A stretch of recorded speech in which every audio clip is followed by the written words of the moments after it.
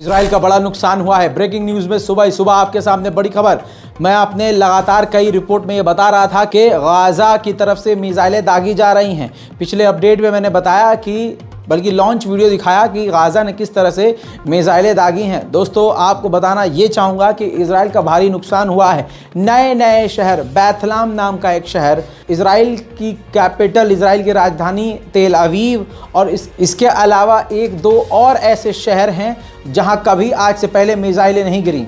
आपको बता दूं कि उन तमाम जगहों पर मिसाइलें जाकर हमास की गिरी हैं, जिसने बड़ी और भारी तबाही इजराइल मचाई है। अब आपका दिल बेचैन हो रहा होगा कि भाई वीडियो दिखाइए।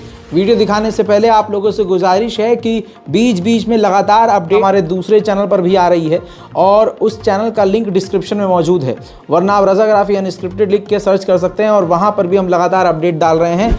आइए मैं आपको अब बताता हूँ और दिखाता हूँ कि किस तरह से इजराइल के टेरिटरी के अंदर बड़ी तबाही मची है।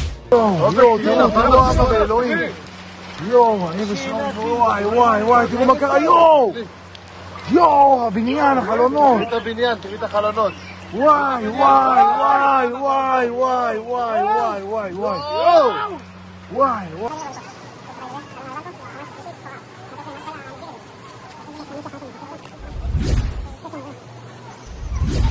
दोस्तों, इजराइल का भारी नुकसान है। इजराइल छुपा रहा है, लेकिन हमलों के शिद्दत से आप समझ सकते हैं कि इजराइल का नुकसान तो हुआ ही है। अब भले ही इजराइल इसको छुपाए। जर्मनी ने पूरी तरह से फिलिस्तीन के प्रदर्शनों को बैन किया हुआ है, लेकिन इन तमाम चीज़ों के बाद जर्मनी में अभी भी प्रदर्शन जारी है, जिसमें झड़पें हो रही हैं।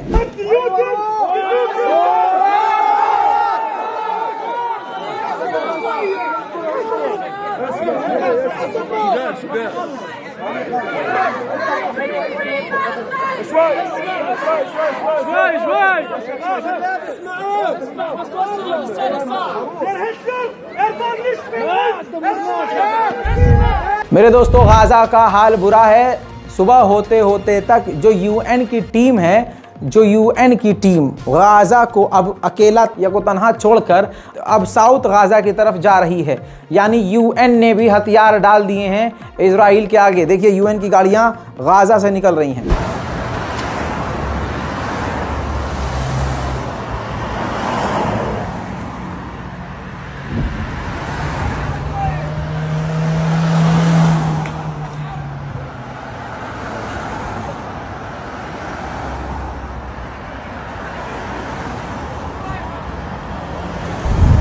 मेरे दोस्तों, जिन फिलिस्तीनियों की मौत हो गई है इजराइल के हमलों में, जिन गाजियंस की मौत हो गई है इजराइल के हमलों में, उनकी हिम्मत टूटने के बजाय अब वो उल्टा हमास का और साथ दे रहे हैं।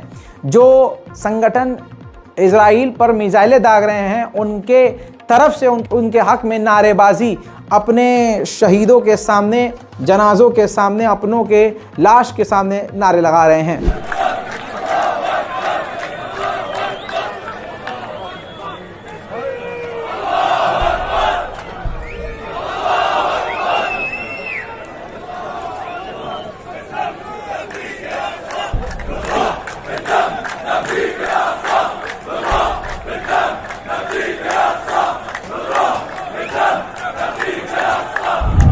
उधर दोस्तों, इजराइल का इसी बीच में बयान आया है कि हम नेगोशिएट नहीं करेंगे हमास से, यानी हमास से हम बातचीत नहीं करेंगे। हमारा टारगेट है कि हमास को पूरी तरह से पावर से हटा देना। दोस्तों, असल में इजराइल पूरी तरह से बौखला गया है।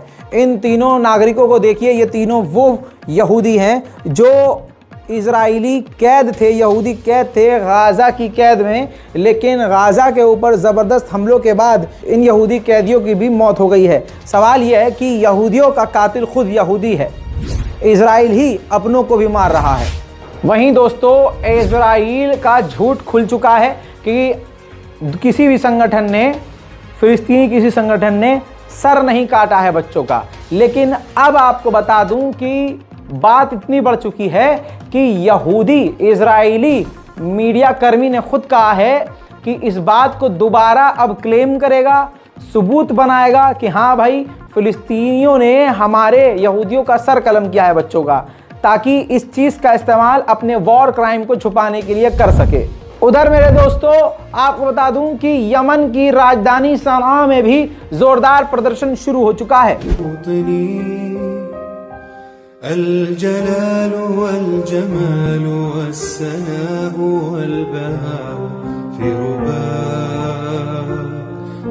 رباك والحياة والنجاة والهناء والرجاء في هواك هل أراك سالما منعما وغانما مكرما سالما منعما وغانما مكرما। बात करें प्रदर्शन की तो पाकिस्तान में अब तक का सबसे बड़ा प्रदर्शन फिलिस्तीन के समर्थन में होना शुरू हो चुका है। दोस्तों पाकिस्तान की आवाम पूरी तरह से सड़कों पर उतर आई है।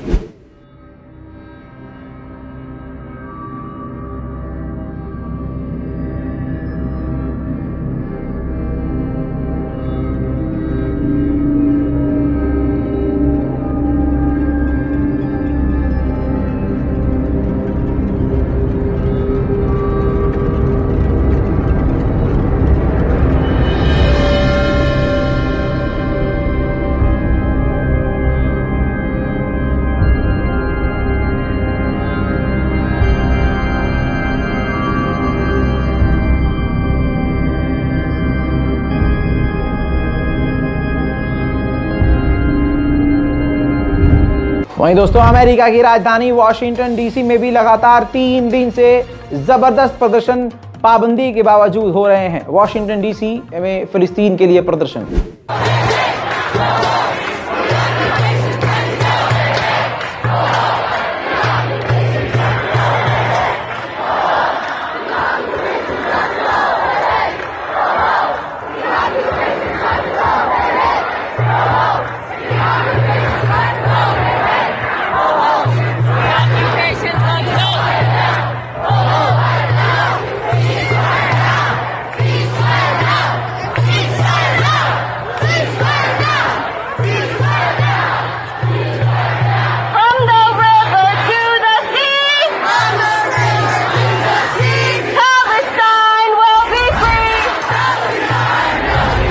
लंदन में भी पाबंदी लगा दी गई। ब्रिटेन ने पूरी अपनी औकात दिखाते हुए फिलिस्तीन के हक में प्रदर्शन को बैन कर दिया था।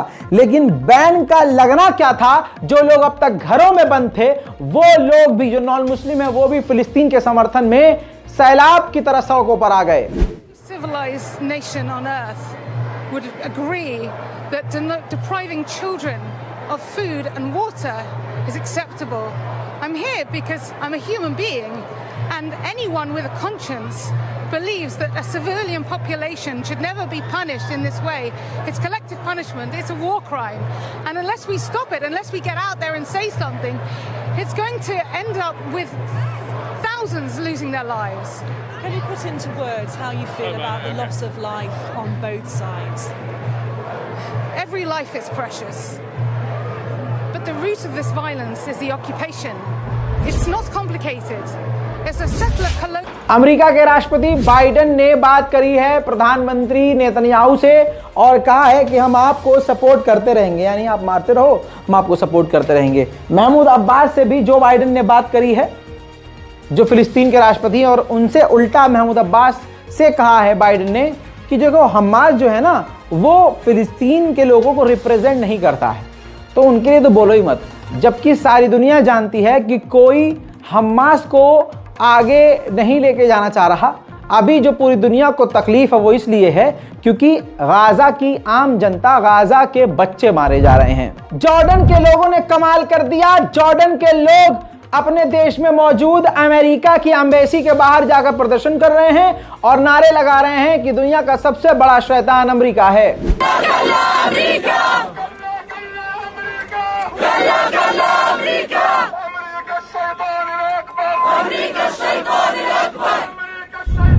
दोस्तों गाजा के दर्द को समझने के लिए इंसान का इंसान होना जरूरी है।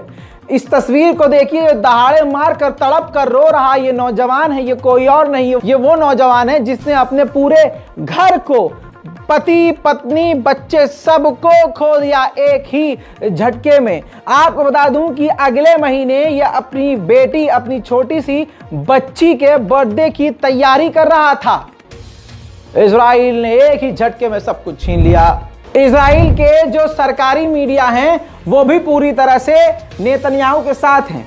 एक एंकर ये साफ कह रहा है कि बिना हमास को, बिना गाजा को साफ किए प्रधानमंत्री नेतन्याहू अपने टेबल से उठ नहीं सकते।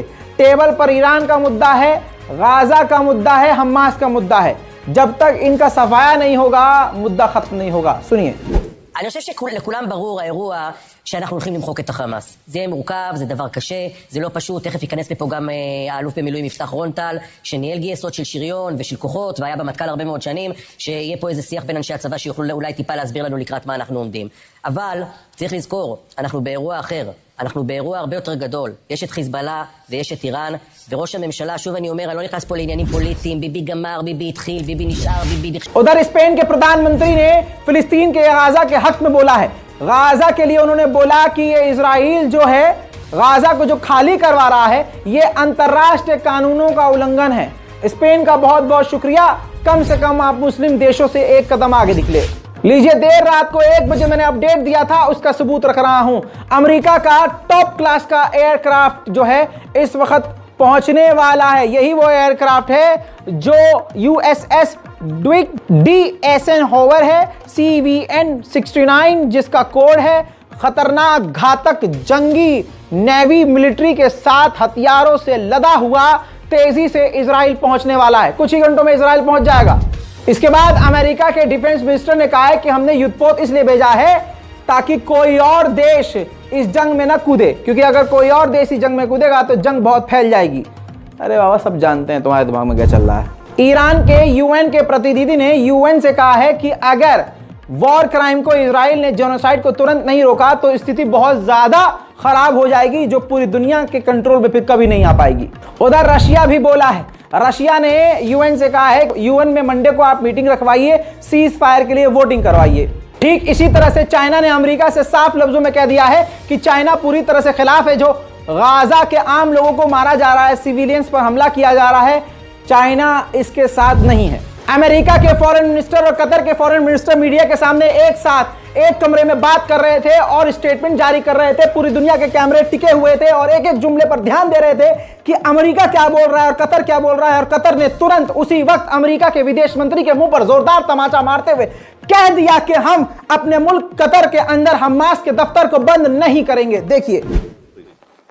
Well, regarding your question about Hamas political office in Doha, right now, actually this office, since it started, it's being used as a way of communicating and bringing peace and calm to the region, not to instigate any war. And this is the purpose of that office. लेकर चलूं इसी के साथ Canada. तो Canada में भी पाबंदी के बाद जबरदस्त प्रदर्शन फिलिस्तीनियों के समर्थन में होना शुरू हो चुके हैं।